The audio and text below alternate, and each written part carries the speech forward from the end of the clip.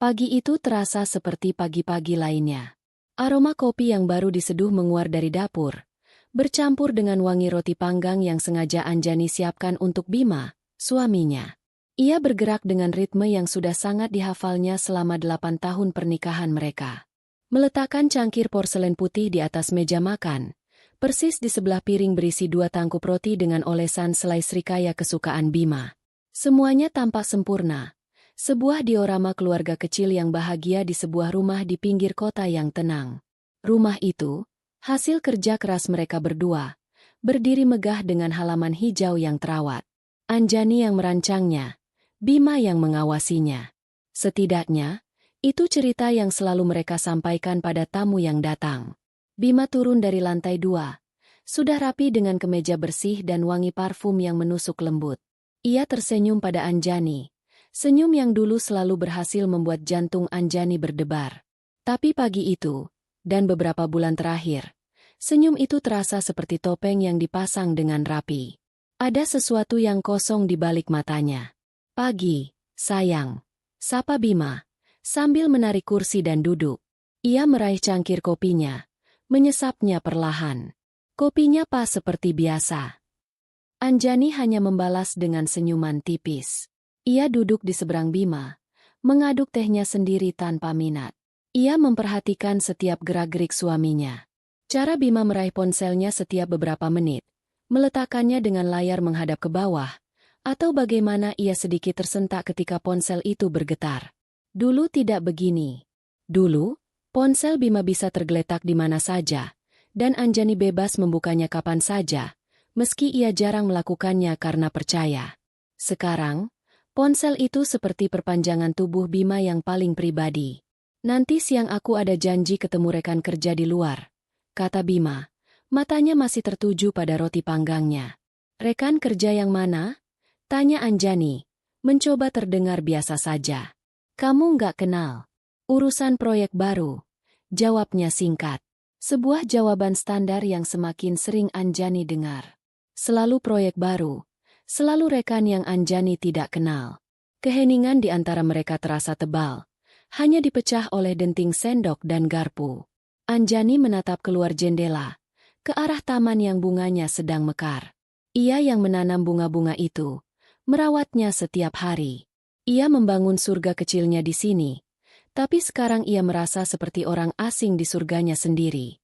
Perasaan itu semakin kuat setiap kali telepon dari Ibu Wati, ibu mertuanya, datang. Seperti kebetulan, ponsel Bima berdering. Nama, Ibu, tertera di layar. Bima segera mengangkatnya, sedikit menjauh dari meja makan. Iya, Bu. Ini Bima lagi sarapan. Suaranya terdengar lembut dan penuh bakti. Anjani tetap diam, tapi telinganya awas mendengar. Iya, sudah Bima pikirkan matang-matang. Nanti Bima sampaikan ke Anjani. Ibu tenang saja, semuanya akan baik-baik saja. Panggilan itu singkat, tapi cukup untuk membuat perut Anjani melilit. Sudah dipikirkan matang-matang. Apa yang mereka rencanakan di belakangnya? Ibu Wati tidak pernah benar-benar menyukainya. Di mata mertuanya itu, Anjani adalah wanita karir yang terlalu dominan, terlalu pintar mengatur keuangan, dan tidak cukup nurut, seperti istri seharusnya.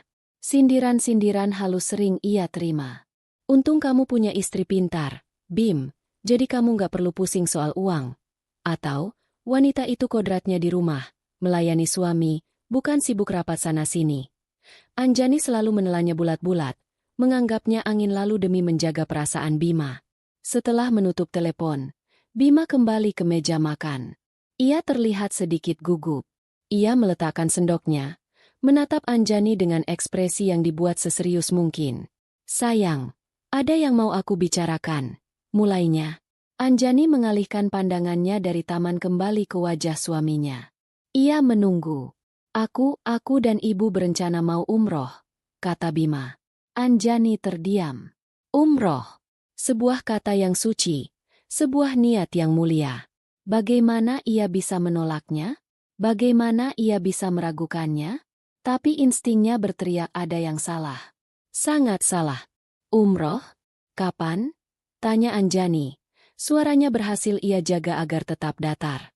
Secepatnya. Mungkin 2 minggu lagi. Mumpung ada promo dari travel langganan teman pengajianku. Ini kesempatan baik untuk berbakti sama ibu. Mumpung beliau masih sehat. Jelas Bima panjang lebar. Ia terdengar sangat bersemangat. Sangat tulus. Kenapa mendadak sekali? Kenapa tidak dibicarakan dulu denganku dari jauh-jauh hari? Justru itu. Sayang. Ini seperti panggilan. Aku merasa sudah waktunya. Aku ingin mendoakan keluarga kita di sana. Mendoakan kamu, mendoakan usaha kita, mendoakan ibu. Bima meraih tangan Anjani di atas meja. Tangannya terasa dingin. Kamu merestui, kan? Pertanyaan itu adalah sebuah jebakan. Jika ia bilang tidak, ia akan dicap sebagai istri yang menghalangi niat baik suami untuk beribadah dan berbakti pada orang tua. Jika ia bilang iya, ia akan membiarkan dirinya ditelan oleh firasat buruk yang semakin menjadi-jadi. Ia menatap mata Bima dalam-dalam, mencari setitik kebohongan, setitik keraguan. Tapi yang ia temukan hanyalah sebuah topeng yang dipoles dengan sempurna. Bima telah menjadi aktor yang sangat hebat. Tentu saja aku merestui, jawab Anjani pelan, sambil menarik tangannya perlahan. Ia memaksakan sebuah senyum. Itu kan niat yang baik. Bima tersenyum lega, senyum kemenangan. Alhamdulillah, aku tahu kamu istri yang paling pengertian. Pagi itu, Anjani menghabiskan sarapannya dengan rasa pahit di lidah yang bukan berasal dari kopinya. Ia tahu, ini bukan sekadar perjalanan ibadah. Ini adalah awal dari sesuatu yang akan menghancurkan segalanya. Di dalam kepalanya, ia tidak lagi melihat bayangan suaminya dan ibu mertuanya berdoa di tanah suci. Ia melihat sebuah pengkhianatan besar yang sedang dirajut dengan rapi menggunakan benang-benang agama.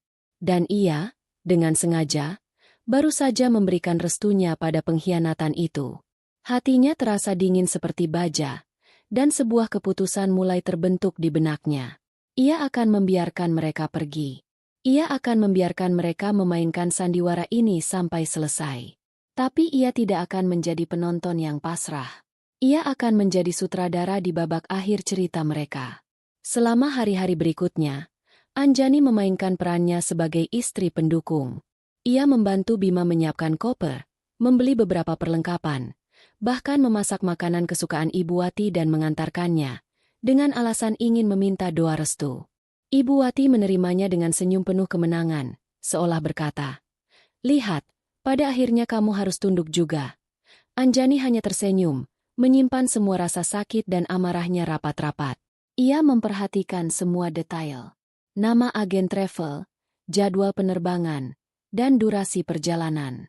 Bima memberitahunya mereka akan pergi selama 12 hari. Anjani mencatatnya dalam pikiran.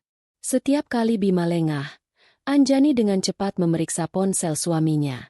Tidak ada yang mencurigakan di sana. Semua riwayat panggilan dan pesan tampak bersih. Terlalu bersih. Seolah seseorang dengan sengaja membersihkannya setiap saat. Ini justru semakin menguatkan dugaannya. Seorang yang tidak bersalah tidak perlu repot-repot menutupi jejaknya. Malam sebelum keberangkatan, Bima mencoba bersikap manis. Ia memeluk Anjani di tempat tidur, membisikkan kata-kata cinta dan janji. Aku akan sangat merindukanmu. Aku akan mendoakanmu di setiap sujudku di sana. Anjani hanya diam, membiarkan pelukan itu terasa hampa di tubuhnya. Ia sudah tidak merasakan apa-apa lagi selain dingin. Ia sudah melampaui fase sakit hati. Kini yang ada hanyalah perhitungan. Ketika Bima tertidur lelap, dengan napas yang teratur, Anjani perlahan bangkit. Ia pergi ke ruang kerjanya, membuka brankas tersembunyi di balik lukisan. Di sanalah semua dokumen penting keluarga tersimpan. Sertifikat rumah, akta perusahaan, surat kepemilikan aset, buku tabungan, semuanya atas namanya. Sebuah langkah antisipasi yang ia ambil bertahun-tahun lalu atas saran ayahnya, seorang pengacara. Jangan pernah 100% bergantung pada suami. Nak, cintai dia, tapi lindungi dirimu sendiri. Malam itu, Anjani bersyukur tidak pernah mengabaikan nasihat ayahnya. Ia memandangi tumpukan dokumen itu. Ini bukan lagi sekadar harta. Ini adalah amunisi. Ini adalah kekuatannya. Dan ia akan menggunakannya sampai peluru terakhir. Bau desinfektan dan pengapnya udara bandara terasa menyengat. Anjani berdiri di antara keramaian orang yang lalu lalang, memandangi punggung Bima dan Ibu Wati yang semakin menjauh menuju gerbang keberangkatan. Bima sempat menoleh sekali, melambaikan tangan dengan senyum lebar. Ibu Wati bahkan tidak menoleh sama sekali. Bagi ibu mertuanya itu, Anjani hanyalah penghalang yang akhirnya berhasil disingkirkan dari perjalanan suci mereka. Anjani membalas lambaian itu dengan senyum tipis yang tidak mencapai matanya. Begitu mereka hilang di balik tikungan, senyum itu langsung lenyap dari wajahnya. Ia berdiri mematung selama beberapa saat, membiarkan hiruk-pikuk bandara menjadi musik latar bagi kekosongan hatinya. Selesai. Babak pertama sandiwara mereka telah dimulai. Ia berbalik, berjalan keluar dari gedung terminal dengan langkah mantap. Tidak ada air mata. Yang ada hanyalah keheningan yang memekakan di dalam mobilnya dalam perjalanan pulang. Rumah terasa begitu besar dan kosong. Ia berjalan melewati ruang keluarga, di mana foto pernikahan mereka terpajang dalam bingkai perak besar. Bima dan Anjani yang tersenyum bahagia, penuh harapan. Anjani menatap foto itu lama. Rasanya seperti melihat dua orang asing dari kehidupan lain. Tanpa berpikir panjang, ia mengambil bingkai foto itu, membawanya ke gudang, dan meletakkannya menghadap ke dinding. Ia tidak ingin melihat kebohongan itu lagi. Hari-hari pertama terasa aneh. Rutinitas yang biasa ia jalani bersama Bima kini hilang. Tidak ada lagi kopi yang harus ia siapkan di pagi hari. Tidak ada lagi deru mobil Bima yang pulang di sore hari. Kesunyian itu memberinya banyak waktu untuk berpikir, untuk merencanakan. Bima mengiriminya pesan setiap hari. Pesan-pesan singkat berisi kabar. Alhamdulillah sudah sampai Madinah dengan selamat. Atau, di sini cuacanya cerah, doakan kami lancar ibadahnya. Ia juga mengirimkan sebuah foto dirinya sedang berdiri di pelataran Masjid Nabawi yang megah. Andai kamu di sini, sayang. Tulisnya di bawah foto itu. Anjani membaca pesan itu dengan perut mual. Ia hanya membalas singkat. Iya, hati-hati di sana. Jaga kesehatan. Ia harus tetap memainkan perannya sampai ia menemukan bukti yang ia butuhkan. Rasa penasarannya tidak terbendung lagi. Malam itu, setelah menyelesaikan semua pekerjaannya, Anjani duduk di ruang kerjanya dengan laptop menyala. Ia mulai melakukan apa yang seharusnya tidak ia lakukan, tapi hatinya memaksa. Ia membuka media sosial. Ia mulai dari akun Bima. Bersek. Hanya unggahan-unggahan lama dan satu foto baru yang sama dengan yang dikirimkan padanya. Ia lalu beralih ke daftar teman Bima. Ia ingat beberapa bulan lalu Bima pernah bercerita sekilas tentang Diana, seorang janda muda salehah yang aktif di pengajiannya. Nama yang disebut sambil lalu, namun meninggalkan jejak di benak Anjani. Dengan jari-jari yang sedikit gemetar, ia mengetik nama, Diana, di kolom pencarian, menambahkan nama kota mereka untuk mempersempit hasil. Beberapa profil muncul. Ia mengklik salah satu yang foto profilnya adalah seorang wanita berhijab dengan senyum manis. Profil itu tidak dikunci. Anjani merasa jantungnya berdebar lebih kencang. Ini dia. Ia mulai menggulir lini masa Diana perlahan-lahan. Isinya kebanyakan adalah kutipan-kutipan religius dan foto-foto kegiatan sosial. Tampak seperti profil wanita baik-baik. Anjani hampir menyerah, berpikir mungkin kecurigaannya salah. Tapi kemudian, ia melihatnya. Sebuah unggahan dari 2 hari yang lalu. Foto 2 paspor dan 2 tiket pesawat yang diletakkan di atas meja. Nama di tiket itu sengaja ditutupi oleh jari, tapi tujuan penerbangannya terlihat jelas. Jeddah. Anjani menahan napas. Ia terus menggulir ke bawah. Dan di sanalah semua kepingan puzzle itu menyatu dengan menyakitkan. 1 jam yang lalu, Diana baru saja mengunggah serangkaian foto baru. Album foto dengan judul, "Panggilanmu begitu indah, ya Rab." Foto pertama adalah Diana yang sedang berpose di depan Masjid Nabawi, di lokasi yang persis sama dengan foto yang dikirimkan Bima. Ia mengenakan abaya hitam yang mewah, dengan kacamata hitam besar bertengger di hidungnya. Tangan Anjani gemetar hebat. Ia memperbesar foto itu. Dan di lensa kacamata hitam Diana, ia melihat sebuah pantulan. Pantulan samar sesosok pria yang sedang memegang ponsel untuk memotret. Postur tubuh pria itu, kemeja yang dikenakannya, sangat familiar. Itu Bima. Napas Anjani tercekat di tenggorokan. Ia menggulir ke foto berikutnya. Sebuah foto candid, seolah diambil oleh orang lain. Diana sedang berjalan sambil tersenyum, dan di sampingnya, berjalan sesosok wanita tua yang juga mengenakan abaya. Ibu Wati. Mereka bertiga. Bima, Ibu Wati, dan Diana. Pergi umroh bersama. Dunia Anjani seakan runtuh saat itu juga. Bukan, dunianya tidak runtuh. Dunianya hancur berkeping-keping, ditikam dari belakang oleh orang yang paling ia percaya dan ibu dari orang itu, di bawah jubah suci sebuah perjalanan ibadah. Rasa sakitnya begitu menusuk, begitu nyata, hingga ia merasa sulit bernapas. Ia mencengkeram dadanya, mencoba menghentikan rasa sesak yang menghimpit. Ini bukan lagi sekadar perselingkuhan. Ini adalah konspirasi. Sebuah kebohongan yang direncanakan dengan sangat matang dan keji. Mereka tidak hanya mengkhianati pernikahannya, mereka juga menghina agamanya, menggunakan perjalanan suci sebagai kedok untuk perbuatan nista mereka. Ia menatap layar laptop, menatap senyum bahagia Diana, senyum puas Ibu Wati, dan bayangan Bima yang memotret mereka. Ia merasa seperti orang paling bodoh di dunia. Semua keanehan sikap Bima, semua sindiran Ibu Wati, semua potongan informasi yang terasa janggal, semuanya kini masuk akal. Ia telah dibohongi mentah-mentah. Ia bersandar di kursinya, membiarkan air mata yang sejak tadi ia tahan akhirnya mengalir deras. Tapi ini bukan tangisan keputusasaan. Ini adalah tangisan kemarahan. Tangisan seorang wanita yang telah dikhianati sampai ke akar-akarnya. Ia menangis sejadi-jadinya, mengeluarkan semua rasa sakit, kecewa, dan amarah yang membuncah di dadanya. Ia membiarkan dirinya hancur malam itu, karena ia tahu, besok pagi, ia harus membangun kembali dirinya menjadi sosok yang berbeda. Ia tidak tidur semalaman. Ia hanya duduk di depan laptop, menyimpan semua foto dari media sosial Diana sebagai bukti. Setiap foto adalah belati yang ia asah. Setiap senyuman mereka adalah bahan bakar untuk api di dalam hatinya.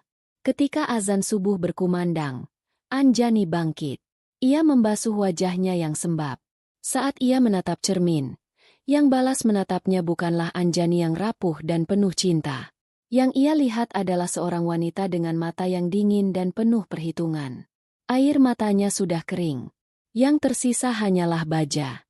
Kesedihannya telah bermetamorfosis menjadi kekuatan yang dingin dan mematikan.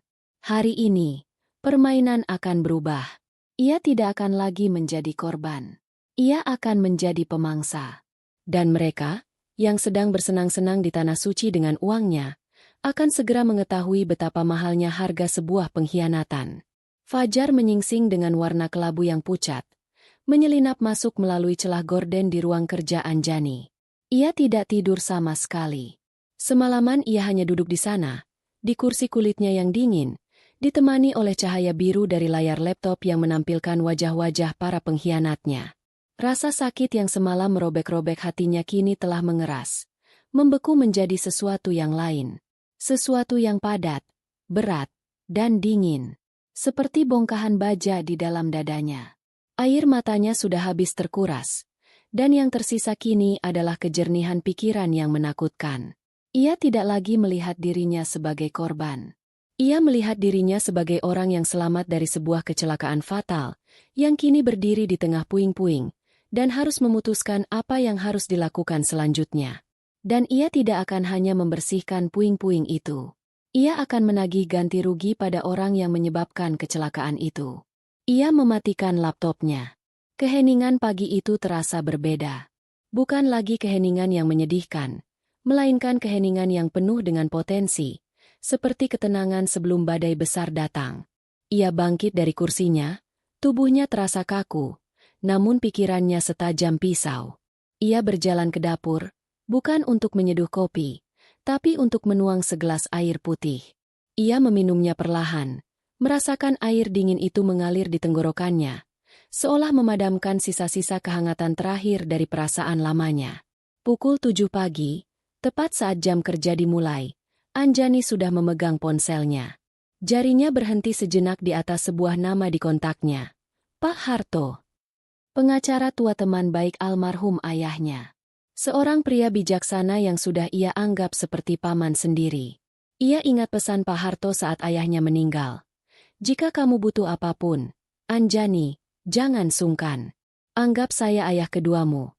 Hari ini, ia akan menagih janji itu. Ia menarik napas dalam-dalam, lalu menekan tombol panggil. Halo, Anjani? Tumben sekali pagi-pagi telepon. Suara serak khas Pak Harto terdengar di seberang. Selamat pagi, Om. Maaf mengganggu. Saya butuh bantuan hukum, kata Anjani. Suaranya terdengar sangat tenang, nyaris tanpa emosi. Ketenangan yang ia paksakan, yang kini terasa alami.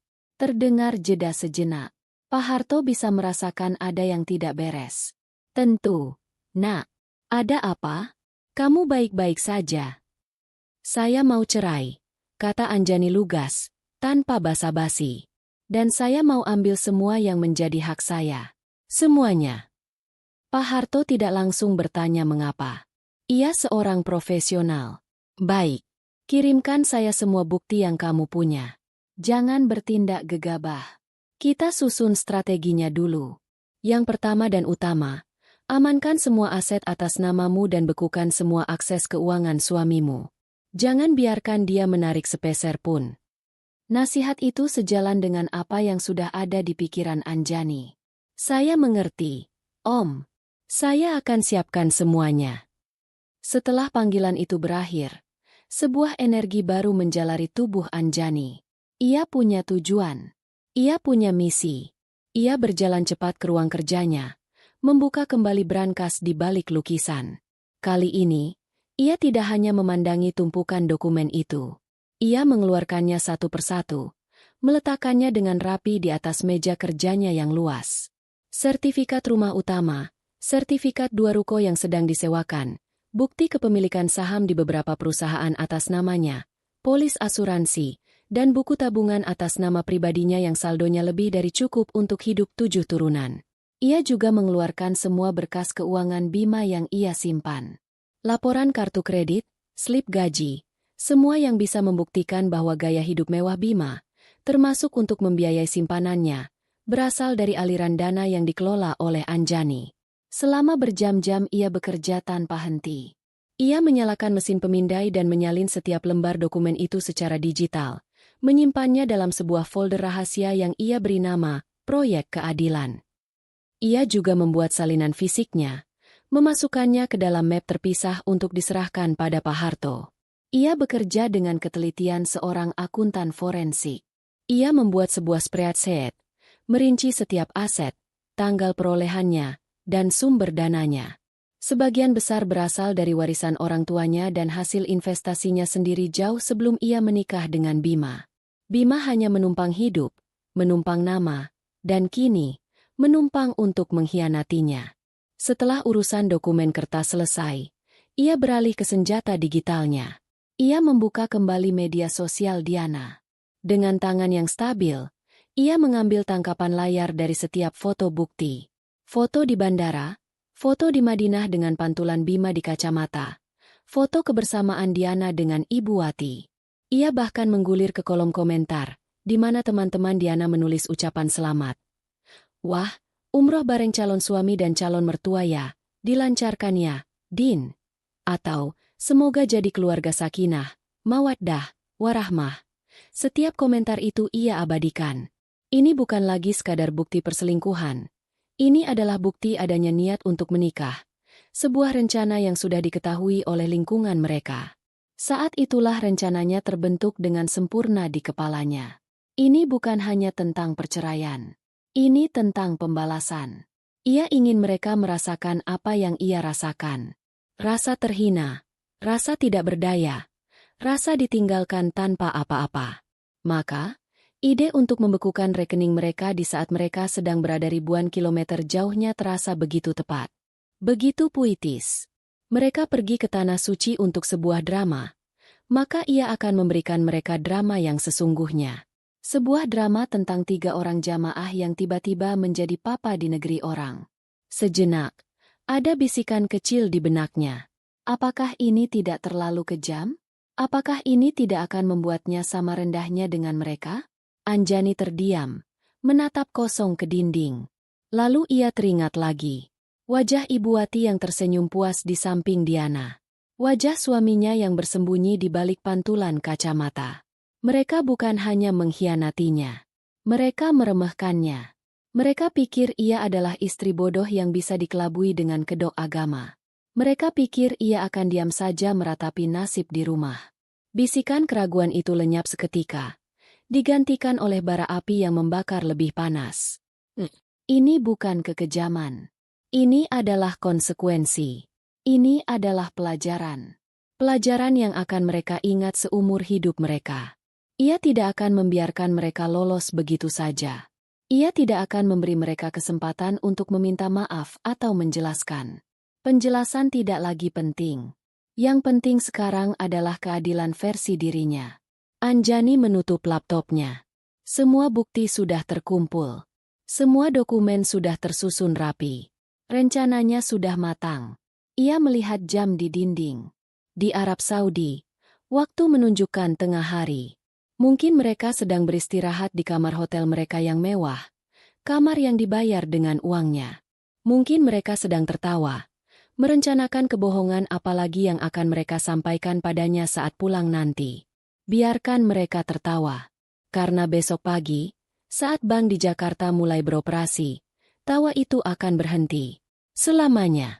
Anjani berjalan ke kamarnya. Untuk pertama kalinya dalam 2 hari, ia merasa bisa beristirahat. Ia akan tidur nyenyak malam ini. Karena besok adalah hari eksekusi. Pagi datang dengan cahaya matahari yang cerah, menembus jendela kamar Anjani dan membangunkan tidurnya yang lelap. Ia merasa segar, seperti baru saja menyelesaikan beban berat. Ia tidak lagi melihat bayangan Bima di sisi tempat tidur yang kosong. Ia melihat ruang kosong itu sebagai sebuah kanvas baru, sebuah kemungkinan. Ia bangkit, bukan dengan lesu, tapi dengan energi yang terfokus. Hari ini adalah hari perhitungan. Ia mandi dan berpakaian rapi, memilih setelan kerja berwarna gelap yang membuatnya tampak profesional dan berwibawa. Ia menyeduh teh untuk dirinya sendiri, meminumnya perlahan sambil berdiri di depan jendela besar yang menghadap ke taman. Taman itu masih indah, bunga-bunganya masih mekar. Tidak ada yang berubah di luar sana, tapi di dalam diri Anjani, segalanya telah berubah.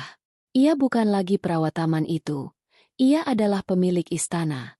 Tepat pukul 8 pagi, Anjani sudah duduk di ruang kerjanya. Di hadapannya ada daftar bank dan nomor rekening bersama yang sudah ia siapkan. Ia menarik napas, lalu melakukan panggilan pertamanya ke bank tempat rekening utama mereka berada.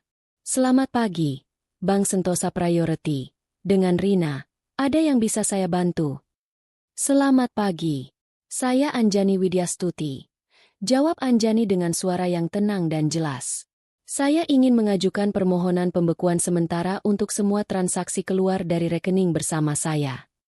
Ia menyebutkan nomor rekeningnya dengan lancar. Petugas di seberang terdengar sedikit terkejut. Baik, Bu Anjani. Bisa saya lakukan verifikasi data terlebih dahulu? Anjani menjawab semua pertanyaan keamanan dengan sempurna. Nama gadis ibu kandungnya, tanggal lahirnya, alamatnya. Semua ia jawab tanpa ragu. Data sudah terverifikasi. Bu Anjani, permohonan pembekuan rekening bersama. Apakah ada alasan khusus, Bu? Jika boleh kami tahu. Alasan pribadi. Saya hanya ingin memastikan tidak ada transaksi keluar dalam bentuk apapun, baik itu transfer, penarikan tunai, debit, maupun pemakaian kartu kredit tambahan yang terhubung dengan rekening ini, atas nama Bapak Bima Perkasa. Anjani sengaja menekankan nama suaminya. Baik, Bu. Sebagai pemegang rekening utama, Ibu memiliki hak penuh untuk melakukannya. Proses pembekuan akan aktif dalam 5 menit ke depan. Apakah ada lagi yang bisa dibantu? Cukup. Terima kasih, kata Anjani, lalu menutup telepon. Satu selesai. Ia merasakan gelombang kepuasan yang dingin. Ia melanjutkan ke panggilan kedua, ke bank lain tempat mereka memiliki kartu kredit bersama. Prosesnya sama. Verifikasi, permintaan pembekuan, konfirmasi, lalu panggilan ketiga, dan keempat. Dalam waktu kurang dari 1 jam, ia telah berhasil memotong semua akses keuangan Bima dan komplotannya.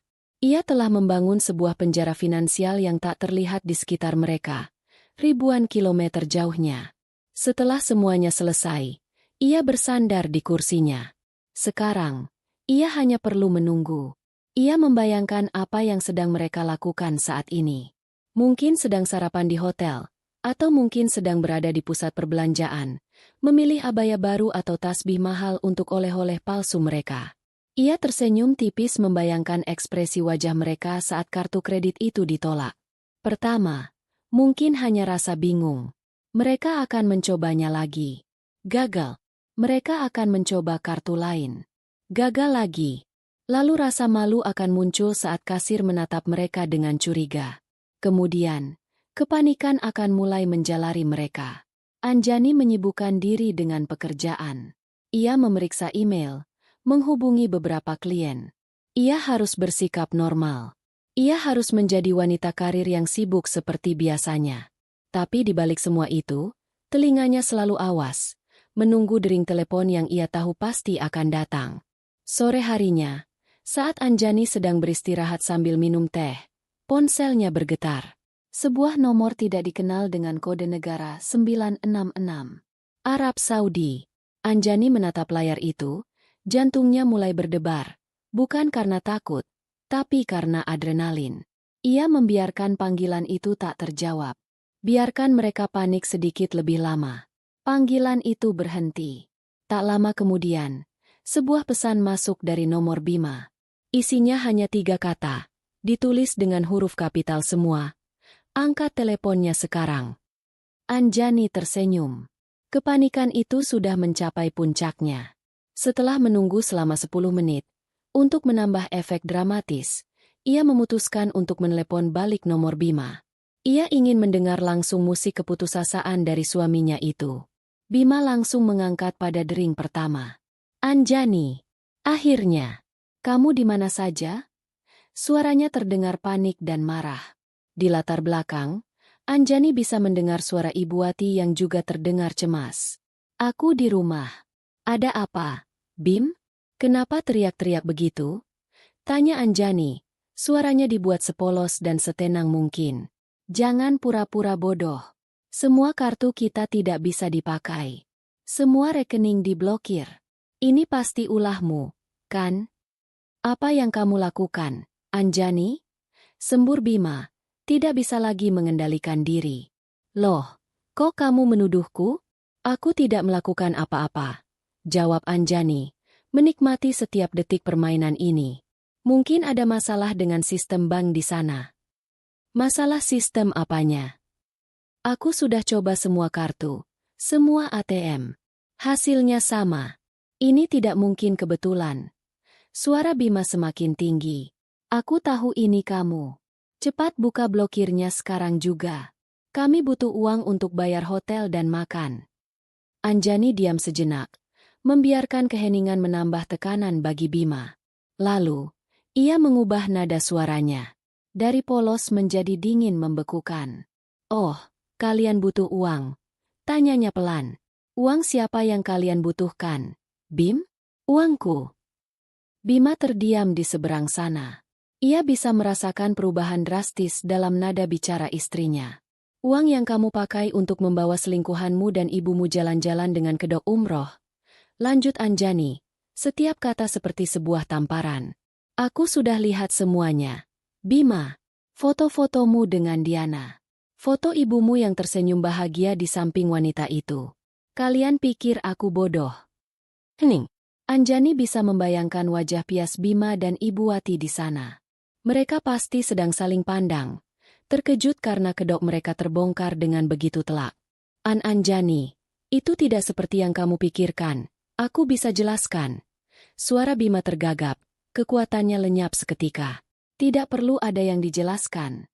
Potong Anjani dengan tajam. Aku tidak tertarik mendengar dongeng kalian. Nikmati saja sisa. Ibadah. Kalian di sana. Cari saja cara sendiri untuk pulang. Anggap saja ini pelajaran karena telah mencoba membodohiku dan menodai perjalanan suci dengan pengkhianatan kalian. Tapi, Anjani, kami tidak punya uang sepeser pun. Bagaimana kami bisa pulang? Suara Bima terdengar putus asa, memelas. Itu bukan urusanku lagi, jawab Anjani dingin. Urus saja masalahmu sendiri. Jangan hubungi aku lagi. Kalau ada yang mau dibicarakan, suruh pengacaramu menghubungi pengacaraku. Dan dengan itu, Anjani menutup teleponnya. Ia memblokir nomor Bima, nomor Ibu Wati, dan nomor tak dikenal dari Arab Saudi tadi. Selesai. Ia meletakkan ponselnya di meja. Tangannya sedikit gemetar karena luapan adrenalin, tapi hatinya terasa lapang. Sangat lapang. Ia telah mengambil kembali kendalinya. Ia telah menembakkan meriam pertamanya, dan ia tahu itu tepat mengenai sasaran. Ia menatap keluar jendela lagi. Matahari mulai terbenam, melukis langit dengan warna oranye dan ungu yang indah. Untuk pertama kalinya setelah sekian lama, Anjani merasa bisa melihat keindahan itu lagi. Ini bukan akhir. Ini adalah awal dari kerajaannya yang baru.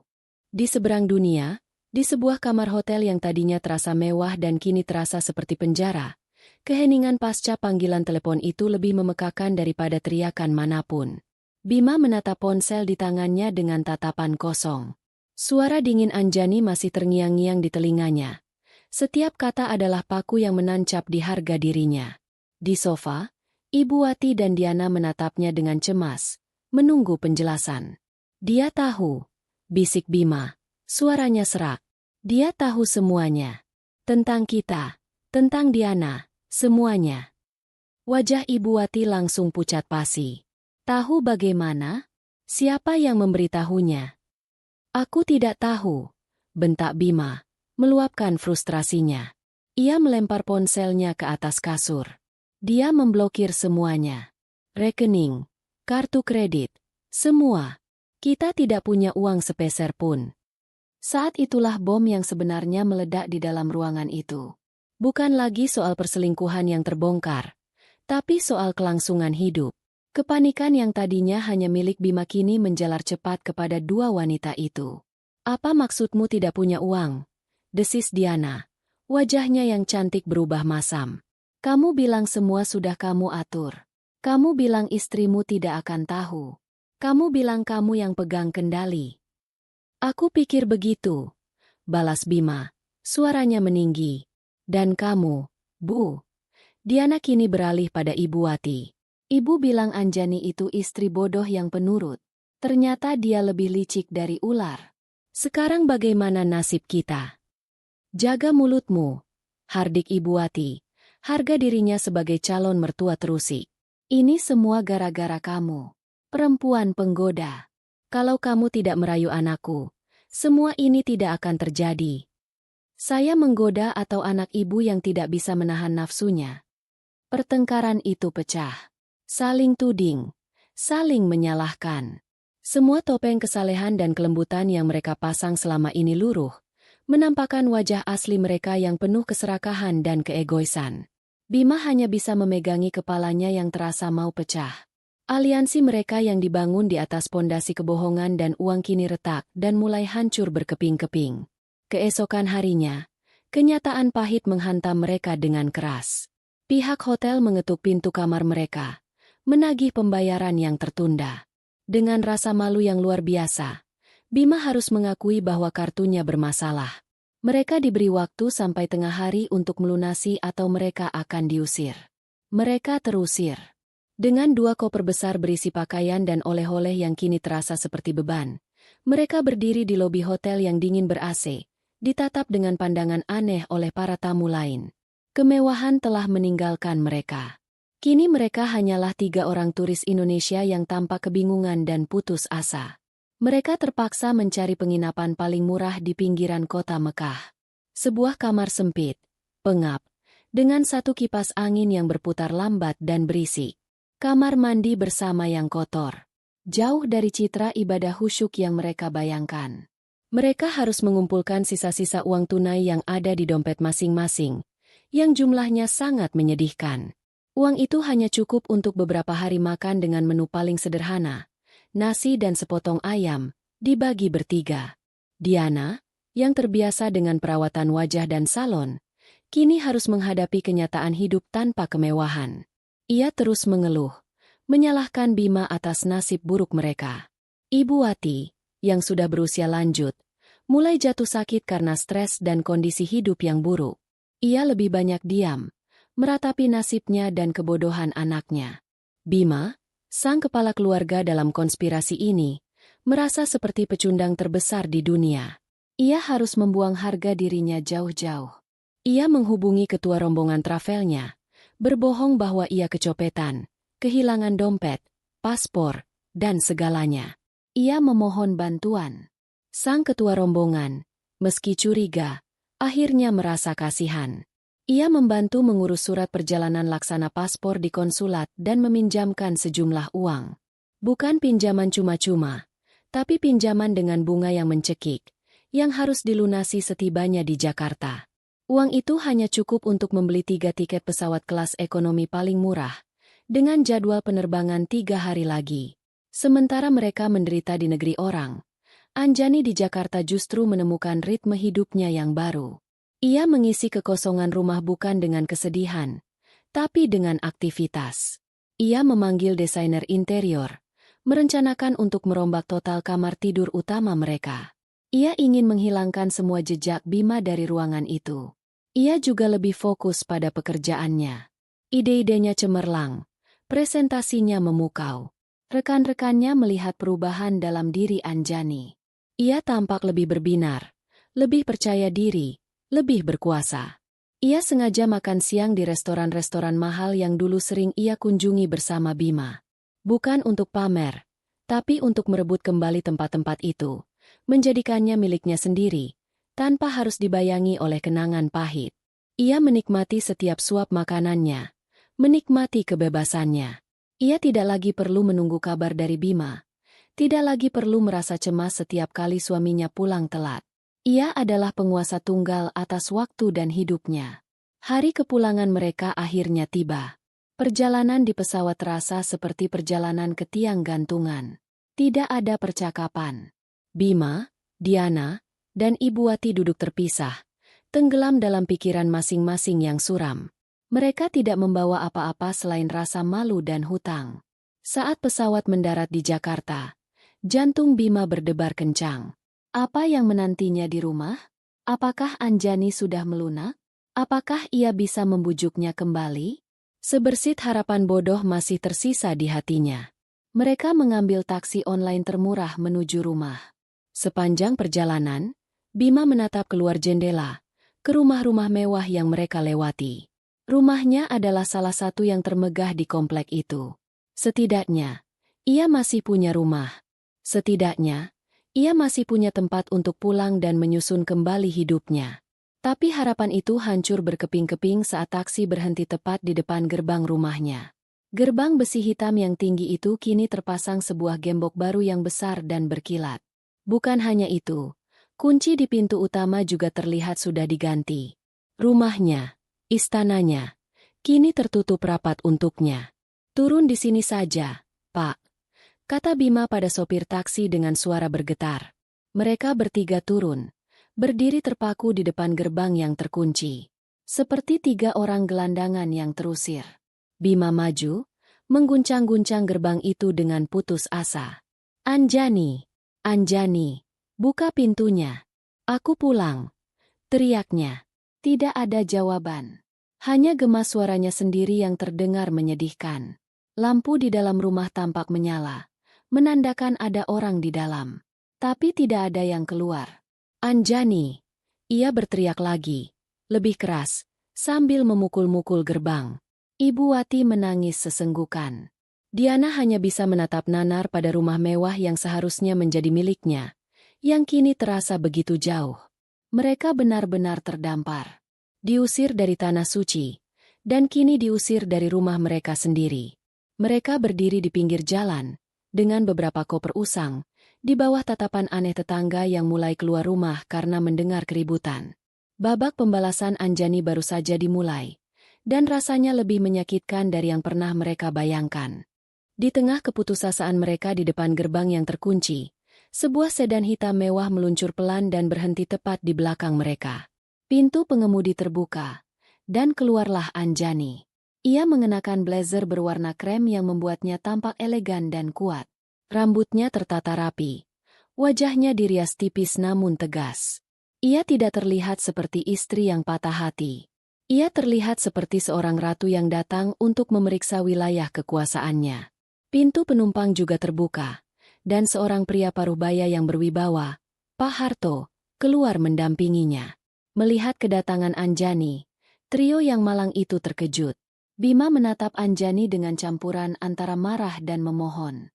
Sementara Ibu Wati, melihat Anjani yang tampak begitu berkuasa, langsung menyalakan kembali sumbu amarahnya. Anjani, apa-apaan ini?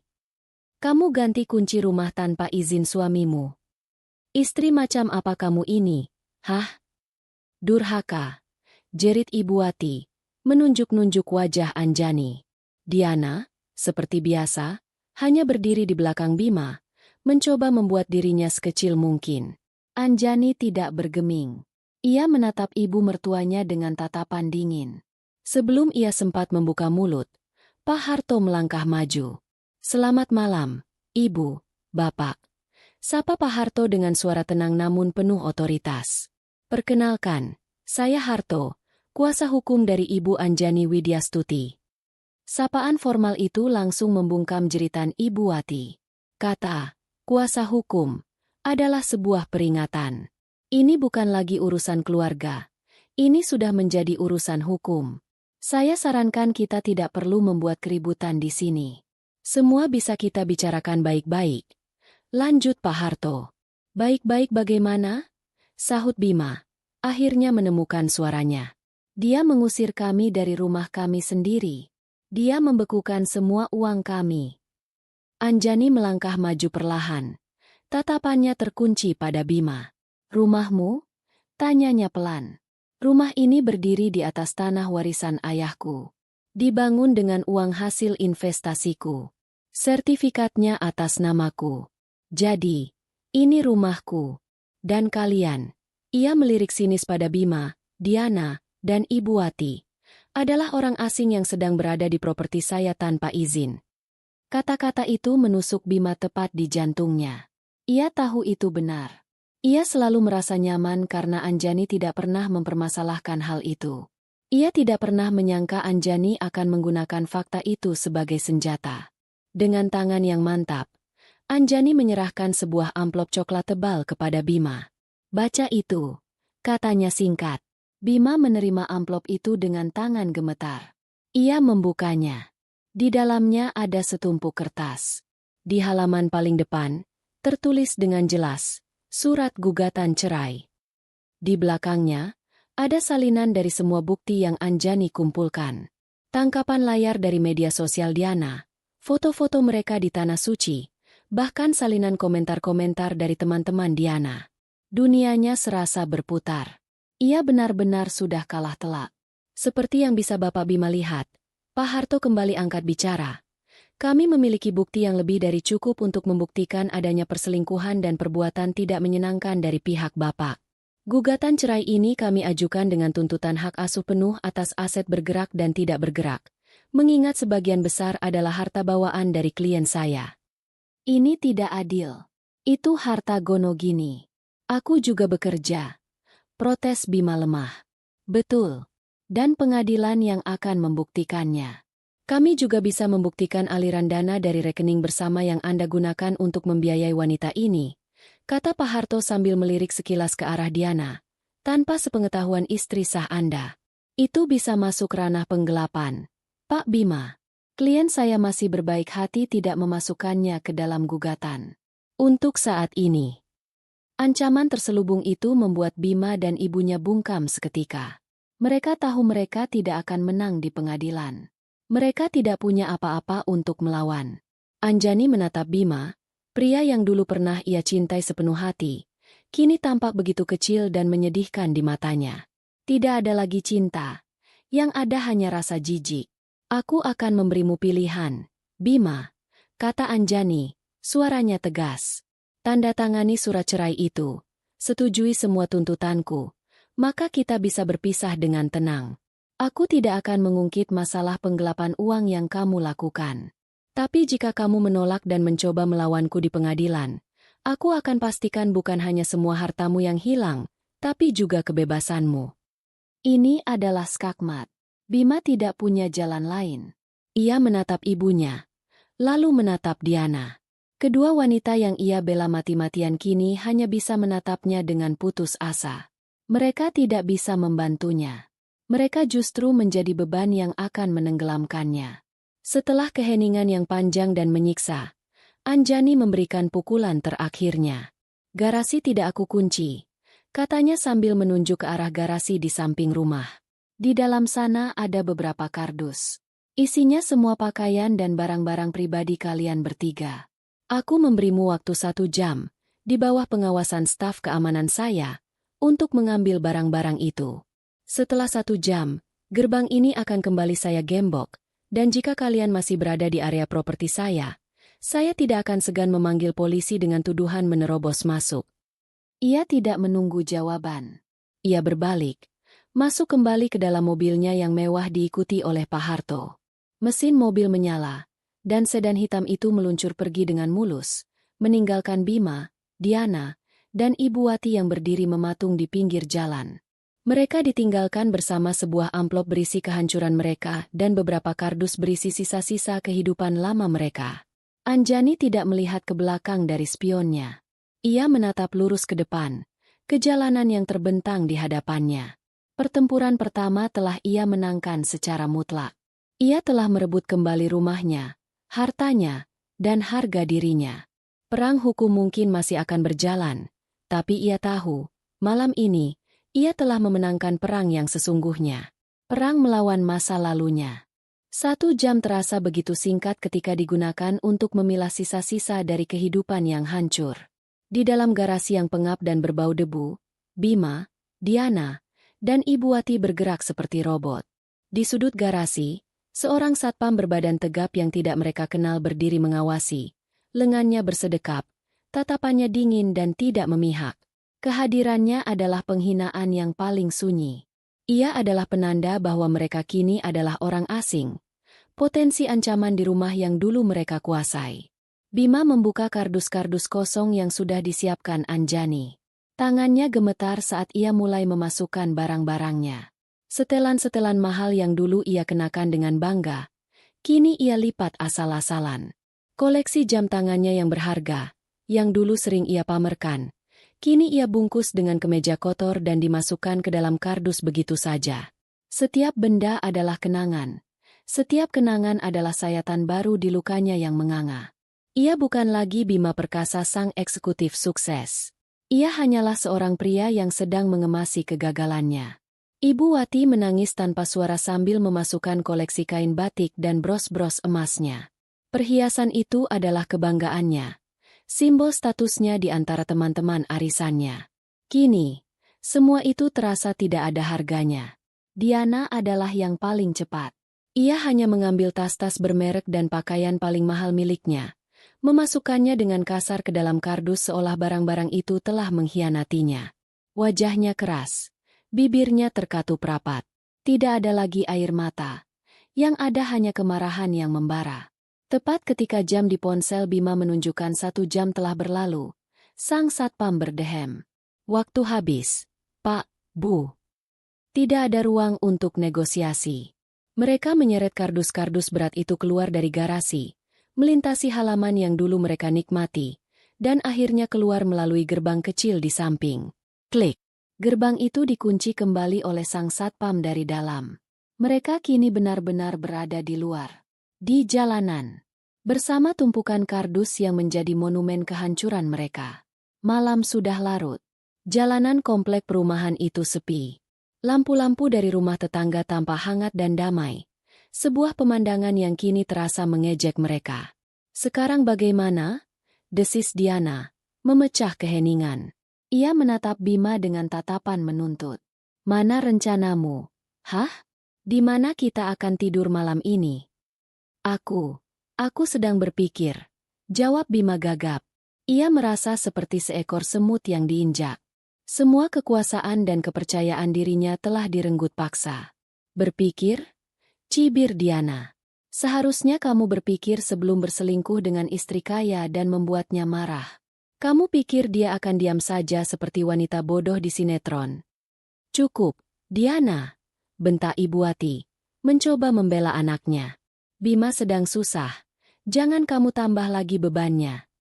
Susah? Ini penderitaan kita semua. Bu, bukan hanya dia. Balas Diana tak kalah sengit. Saya ikut dengan dia karena dia janji akan memberikan kehidupan yang lebih baik, bukan untuk menjadi gelandangan seperti ini. Pertengkaran itu tak terhindarkan. Mereka bertiga berdiri di bawah temaram lampu jalan, dikelilingi tumpukan kardus, saling melontarkan kata-kata tajam. Mereka seperti kawanan serigala yang kelaparan, yang kini mulai saling menyerang karena tidak ada lagi mangsa yang bisa diburu. Akhirnya, Bima mencoba mengambil alih. Ia mengeluarkan ponselnya, menggulir daftar kontaknya dengan panik. Teman-temannya. Pasti ada salah satu dari mereka yang bisa menolong. Ia menelepon Rudy, sahabatnya sejak kuliah, orang yang paling sering ia traktir di restoran mahal. Halo, Ruth? Sapa Bima, mencoba membuat suaranya terdengar normal. Bim, ada apa malam-malam telepon? Suara di seberang terdengar waspada. Begini, Ruth, aku ada sedikit masalah. Bisakah aku dan ibuku menumpang di rumahmu untuk 1 atau 2 malam saja? Terjadi keheningan yang panjang. Bima bisa mendengar suara televisi di latar belakang. Waduh, Bim, bukannya aku nggak mau bantu. Tapi, istriku lagi kurang sehat. Rumah lagi berantakan. Nggak enak kalau ada tamu. Mungkin lain kali, ya. Klik. Telepon ditutup sebelum Bima sempat membalas. Sebuah penolakan yang halus namun telak. Ia mencoba menelepon yang lain. Joko. Jawabannya hampir sama. Maaf, Bim, mertuaku sedang menginap. Lalu Andi. Anakku sedang ujian, butuh ketenangan. Semua orang punya alasan. Bima tahu, berita tentangnya pasti sudah menyebar. Tidak ada yang mau terseret ke dalam masalahnya. Tidak ada yang mau berurusan dengan Anjani, wanita yang terbukti jauh lebih kuat dan lebih berbahaya dari yang mereka semua duga. Setelah 5 panggilan yang gagal, Bima menyerah. Ia menatap Diana dan ibunya dengan pandangan kalah. Kita ke rumah sepupuku saja, kata Diana akhirnya dengan nada enggan. Sebuah pilihan terakhir yang sangat tidak ia inginkan. Dengan sisa uang terakhir yang mereka kumpulkan dari pinjaman di Mekah, mereka memesan sebuah taksi online jenis pick-up untuk mengangkut kardus-kardus mereka. Perjalanan itu terasa seperti arak-arakan orang kalah. Mereka meninggalkan komplek perumahan mewah mereka, menuju sebuah gang sempit di kawasan padat penduduk di Jakarta Timur. Rumah sepupu Diana adalah sebuah rumah petak sederhana, berdempetan dengan rumah-rumah lain. Saat mereka tiba, sang sepupu, seorang wanita bernama Marni, menyambut mereka dengan ekspresi kaget bercampur kasihan. Ia jelas tidak menduga akan kedatangan tamu serombongan ini di tengah malam. Kalian bisa tinggal di kamar belakang, kata Marni, menunjuk sebuah ruangan kecil dan pengap di dekat dapur. Maaf. Ya, cuma ini adanya. Kamar itu mungkin hanya seukuran kamar mandi di rumah Anjani. Tidak ada AC, hanya jendela kecil yang menghadap ke tembok tetangga. Mereka menumpuk kardus-kardus mereka di sudut ruangan, menyisakan sedikit ruang untuk mereka bertiga berbaring di atas satu kasur lantai tipis. Malam itu, tidak ada yang bisa tidur. Bau apak ruangan, suara nyamuk yang mendengung, dan hawa panas membuat mereka tersiksa. Tapi yang paling menyiksa adalah kenyataan pahit yang harus mereka hadapi. Kemewahan mereka telah hilang, ditukar dengan kamar sempit yang memalukan ini. Hari-hari berikutnya adalah neraka. Mereka hidup sebagai benalu di rumah Marni. Marni dan suaminya memang tidak mengusir, tapi sikap mereka jelas menunjukkan bahwa kehadiran ketiganya adalah beban. Makanan yang disajikan adalah makanan sederhana, jatahnya terbatas. Diana dan Ibu Wati, 2 wanita yang terbiasa dilayani, kini harus berhadapan dalam antrian untuk menggunakan kamar mandi bersama keluarga Marni. Pertengkaran kecil meletus setiap hari. Ibu Wati mengomentari masakan Marni yang kurang garam. Diana mengeluh karena tidak bisa mencuci rambutnya dengan air hangat. Bima mencoba menengahi, tapi ia tidak punya wibawa lagi. Ia hanya seorang pria gagal yang menumpang hidup pada kerabat selingkuhannya. Berita kejatuhan mereka menyebar lebih cepat dari yang mereka duga. Tetangga di komplek perumahan Anjani menceritakan dengan antusias adegan drama di depan gerbang malam itu. Cerita itu menyebar dari grup WhatsApp ibu-ibu komplek, ke teman-teman kantor, hingga ke jamaah pengajian Bima. Reputasinya hancur lebur. Dari seorang pria alim yang dihormati, ia kini menjadi bahan tertawaan, seorang munafik yang kena batunya. Ia tidak berani lagi keluar rumah, tidak berani menunjukkan wajahnya di depan umum. Malam itu terasa lebih dingin dari biasanya. Atau mungkin hanya perasaan Bima saja. Ia, ibunya yang mulai batuk-batuk, dan Diana berdiri di mulut gang yang ramai, dikelilingi tumpukan kardus mereka yang kini tampak semakin kusam. Lampu-lampu warung dan kendaraan yang lalu lalang seolah menyorot penderitaan mereka, mempertontonkannya pada dunia. Mereka tidak punya tempat tujuan. Semua pintu telah tertutup. Aku tidak mau tahu. Bima, kamu harus dapat uang malam ini juga. Tuntut Diana.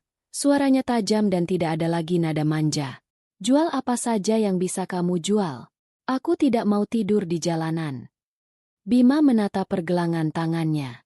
Di sana melingkar satu-satunya harta berharga yang masih tersisa padanya. Sebuah jam tangan mewah. Hadiah dari Anjani pada ulang tahun pernikahan mereka yang kelima. Dulu ia memakainya dengan bangga. Kini, benda itu terasa seperti borgol yang mengingatkannya pada semua kesalahannya. Dengan berat hati, ia tahu apa yang harus ia lakukan. Ia menitipkan ibu dan Diana di sebuah warung kopi kecil, lalu pergi mencari pegadaian yang masih buka. Di bawah lampu neon yang berkedip-kedip, ia menyerahkan jam tangan itu pada seorang pria di balik terali besi. Pria itu memeriksanya sekilas, menimbangnya, lalu menyebutkan sebuah angka yang nilainya tidak sampai 1/10 dari harga aslinya. Bima ingin protes, ingin berdebat, tapi ia tidak punya kekuatan. Ia butuh uang itu. Sekarang juga, ia menerima lembaran-lembaran uang lusuh itu dengan perasaan terhina. Ia baru saja menjual kenangan indahnya dengan harga yang sangat murah. Uang dari hasil menggadaikan jam tangan itu memberi mereka napas sementara. Mereka tidak mungkin mencari rumah kontrakan dengan uang sesedikit itu. Pilihan satu-satunya adalah sebuah losmen murah di dekat stasiun kereta api. Tempat itu lebih mirip sarang penyamun daripada penginapan. Lorongnya gelap dan berbau pesing. Mereka menyewa satu kamar paling murah, yang di dalamnya hanya ada sebuah kasur kapuk yang kempes dan dinding yang catnya mengelupas di sana-sini, memperlihatkan lapisan lumut yang lembab. Ini adalah titik terendah baru bagi mereka. Di dalam kamar sempit yang menyesakkan itu, keputusasaan mencapai puncaknya. Tidak ada lagi yang perlu ditutupi. Tidak ada lagi kepura-puraan. Kesehatan Ibu Wati semakin memburuk. Batuknya semakin parah dan napasnya mulai sesak. Bima harus menghabiskan sebagian besar uang mereka untuk membeli obat-obatan generik di apotek terdekat. Ia merawat ibunya dengan canggung, membersihkan dahaknya, menyuapinya bubur instan. Peran yang seharusnya ia lakukan dengan penuh bakti, kini terasa seperti hukuman. Setiap kali ia menatap wajah ibunya yang layu, ia melihat cerminan dari kegagalannya sendiri. Dan di tengah neraka kecil itu, Diana akhirnya meledak. Ia sudah tidak tahan lagi. Suatu sore, setelah melihat Bima menghabiskan sisa uang mereka untuk membeli obat batuk ibunya, Diana berdiri dan mulai mengemasi barang-barangnya ke dalam satu tas kecil. "Kamu mau kemana?" tanya Bima lemah. "Pergi dari sini," jawab Diana tanpa menoleh. "Aku sudah selesai dengan semua ini. Aku selesai denganmu, dengan ibumu, dengan kemiskinan ini.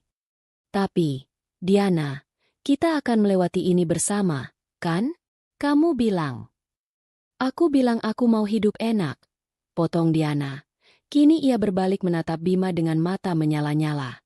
"Aku mau jadi nyonya di rumah mewah, bukan jadi perawat orang sakit di losmen busuk ini. Kamu lihat dirimu, Bima, kamu itu pecundang. Seorang pecundang gagal yang bahkan tidak bisa menghidupi dirinya sendiri. Aku lebih baik jadi pembantu di rumah Anjani daripada harus hidup denganmu. Kata-kata itu lebih tajam dari pisau. Bima hanya bisa terdiam, membeku. Selamat tinggal, Bima.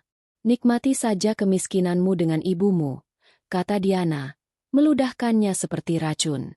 Ia lalu berjalan keluar dari kamar itu tanpa menoleh sedikit pun, membanting pintu di belakangnya. Ia pergi. Begitu saja. Meninggalkan Bima yang terpaku dan Ibu Wati yang menangis tertahan di atas kasur. Aliansi pengkhianatan mereka telah resmi bubar. Kini hanya tersisa mereka berdua, ibu dan anak, terperangkap dalam lingkaran setan yang mereka ciptakan sendiri. Uang dari jam tangan itu akhirnya habis. Malam itu, pemilik losmen mengusir mereka karena tidak sanggup membayar sewa. Dengan satu tas berisi pakaian ganti dan obat-obatan ibunya, Bima memapah tubuh ringkih itu keluar dari losmen. Kini mereka benar-benar tidak punya apa-apa lagi. Mereka adalah gelandangan. Malam pertama mereka di jalanan adalah sebuah mimpi buruk. Mereka menemukan tempat berlindung di emperan sebuah toko yang sudah tutup. Bima menyandarkan ibunya yang menggigil ke dinding, lalu duduk di sebelahnya, memeluk lututnya sendiri. Dinginnya lantai beton merayap ke tulangnya. Suara kendaraan yang lalu lalang, tawa orang-orang yang lewat, semuanya terasa seperti siksaan. Ia menutupi wajahnya dengan kedua tangan, menahan isak tangis yang memalukan. Bagaimana ia bisa sampai di titik ini?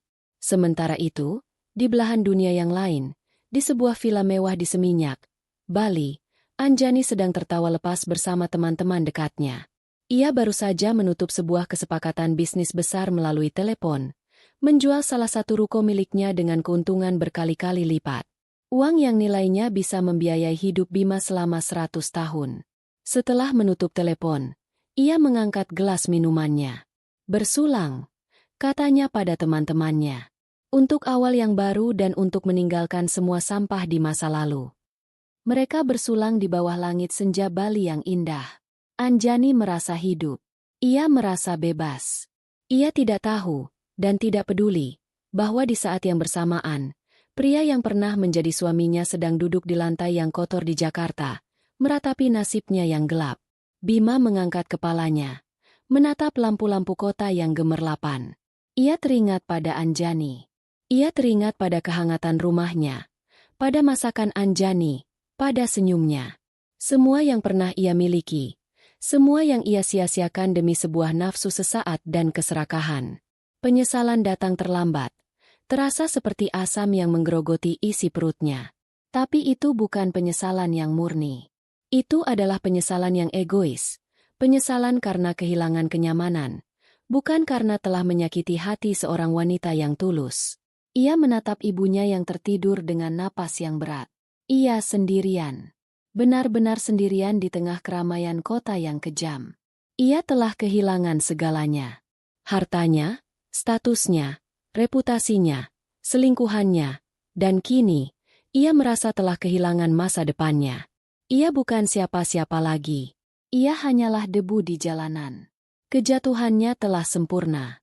Puncaknya terjadi seminggu setelah mereka menumpang. Malam itu, Marni dan suaminya baru pulang kerja. Wajah mereka tampak lelah. Di ruang tengah, mereka mendapati Ibu Wati dan Diana sedang berebut remote televisi. Sebuah pertengkaran sepele, namun menjadi pemicu ledakan yang tertunda. "Cukup!" teriak suami Marni. "Sudah tidak tahan lagi. Rumah kami ini kecil. Kami sudah berbaik hati menampung kalian. Tapi kalian malah membawa keributan setiap hari. Kalau kalian tidak bisa menghargai kami, lebih baik kalian pergi dari sini." Ucapan itu adalah sebuah pengusiran. Malam itu juga, mereka harus mengemasi kembali kardus-kardus mereka yang bahkan belum sempat mereka bongkar sepenuhnya. Dengan sisa tenaga dan harga diri yang mereka punya, mereka menyeret barang-barang mereka keluar dari gang sempit itu. Mereka kembali ke jalanan.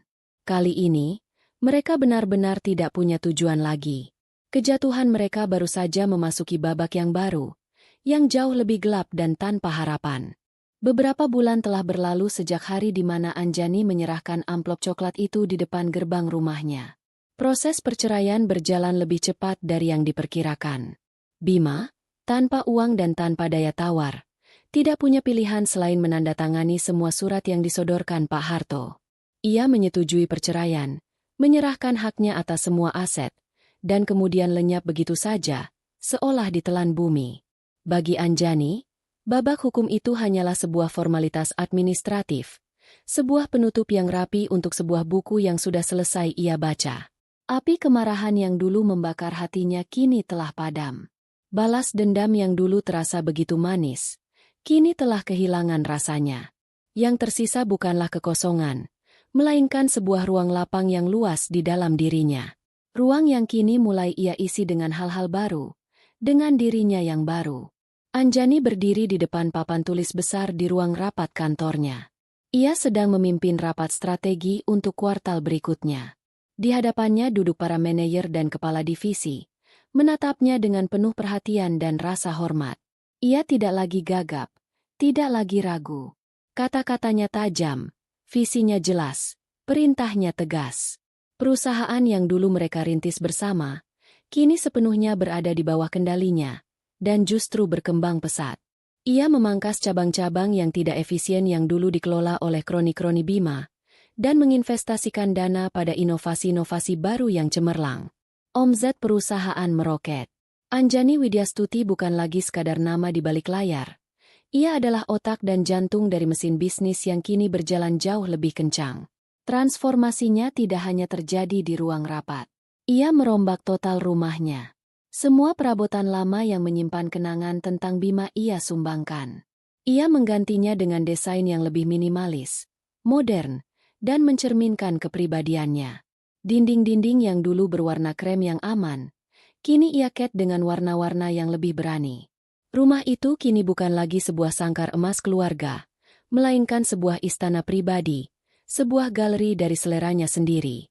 Ia bahkan mengubah kamar tidur utama mereka menjadi sebuah perpustakaan dan ruang kerja pribadi yang megah, dengan jendela besar yang menghadap langsung ke taman. Ia telah merebut kembali setiap jengkal ruang di hidupnya. Ia mulai melakukan hal-hal yang dulu selalu ia tunda karena tidak mendapat restu dari Bima. Bima tidak suka jika ia pergi sendirian atau bersama teman-temannya. Kini, ia bebas. Ia mengambil kelas yoga di Ubud selama seminggu penuh, merasakan ketenangan saat meregangkan otot-ototnya di tengah hamparan sawah hijau. Ia berlibur ke Jepang bersama sahabat-sahabat lamanya, tertawa terbahak-bahak di bawah bunga sakura yang bermekaran tanpa perlu khawatir ada yang akan meneleponnya dengan cemburu. Perjalanan itu bukan untuk pamer, melainkan untuk menyembuhkan, untuk mengisi kembali jiwanya yang sempat terkuras.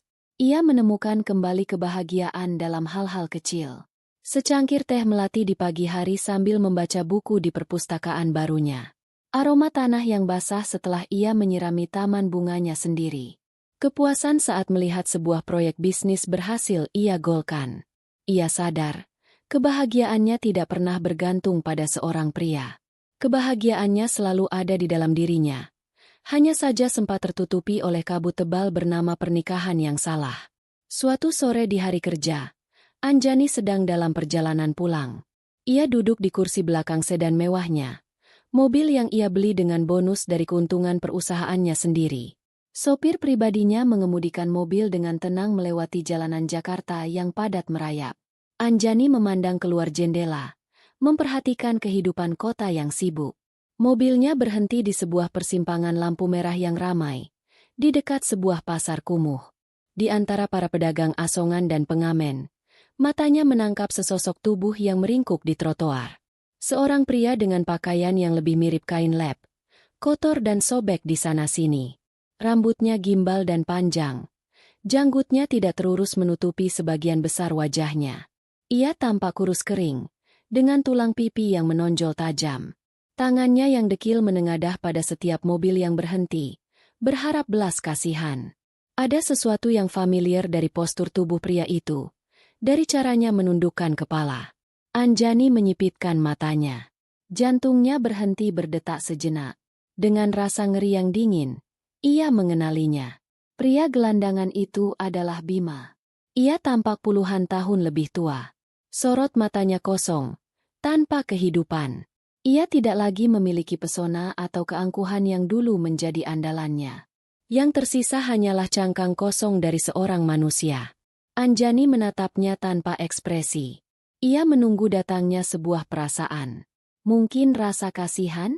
Mungkin sisa-sisa kemarahan? Atau mungkin secercah kepuasan karena melihat pembalasannya terwujud dengan begitu sempurna? Tapi tidak ada satupun dari perasaan itu yang datang. Yang ia rasakan hanyalah kehampaan. Sebuah jarak yang begitu jauh. Ia seperti sedang melihat sebuah foto lama dari orang yang tidak ia kenal. Pria di seberang kaca mobil itu bukan lagi Bima, suaminya. Ia adalah hantu dari masa lalu. Sebuah pengingat akan kehidupan yang sudah lama ia tinggalkan. Tidak ada lagi koneksi emosional. Kabel terakhir telah terputus. Lampu lalu lintas berubah menjadi hijau.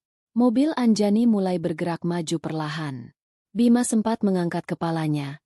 Pandangan kosongnya bertemu dengan jendela mobil Anjani yang gelap. Ia tidak bisa melihat ke dalam. Ia tidak tahu bahwa wanita yang telah ia hancurkan dan yang kemudian menghancurkannya balik, baru saja melewatinya. Anjani tidak menoleh ke belakang. Ia bersandar dengan tenang di kursinya. Ia mengambil remote dan menyalakan musik klasik yang lembut. Alunan biola memenuhi kabin mobil yang senyap. Bayangan pria kotor di persimpangan tadi mulai memudar dari benaknya, tergantikan oleh agenda pertemuan penting yang harus ia siapkan untuk esok hari. Saat mobilnya memasuki gerbang rumahnya yang megah dan asri, Anjani merasa damai. Ia telah melihat babak terakhir dari drama Bima, dan ia tidak merasakan apa-apa.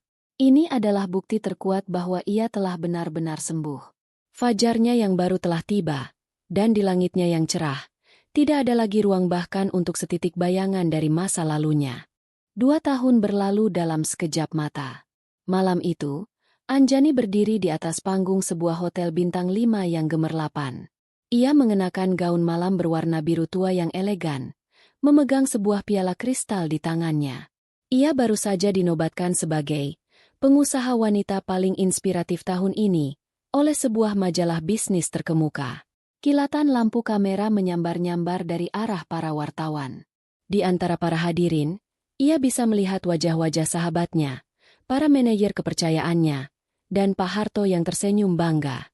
Dalam pidato kemenangannya, ia tidak banyak bicara soal angka dan keuntungan perusahaan. Ia justru bicara tentang kekuatan, tentang keberanian untuk bangkit kembali, dan tentang pentingnya membangun fondasi hidup di atas kekuatan diri sendiri, bukan pada orang lain. Badai dalam hidup tidak datang untuk menghancurkan kita, katanya dengan suara mantap.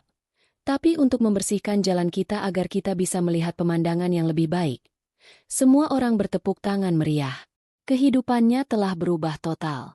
Ia bukan lagi Anjani yang hanya dikenal sebagai istri seseorang. Ia adalah Anjani Widyastuti. Namanya sendiri adalah sebuah merek.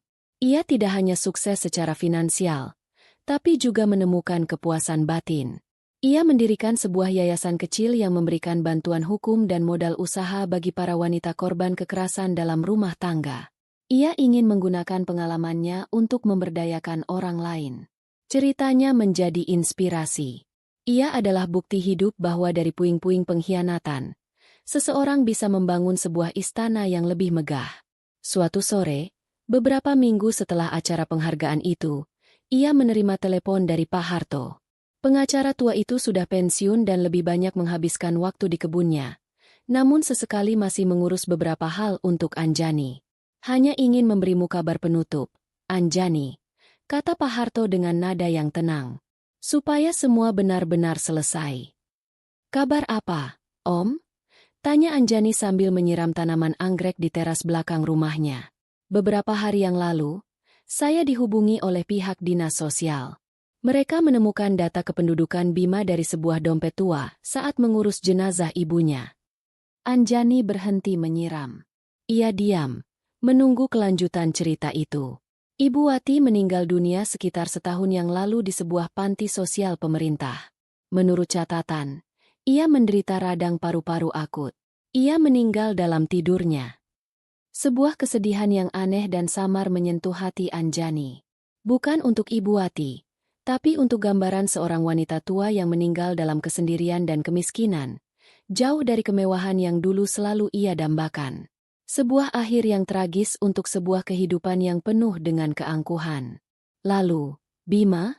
Tanya Anjani pelan. Setelah ibunya meninggal, jejaknya semakin kabur. Ada yang bilang ia menjadi gila, sering bicara sendiri di jalanan.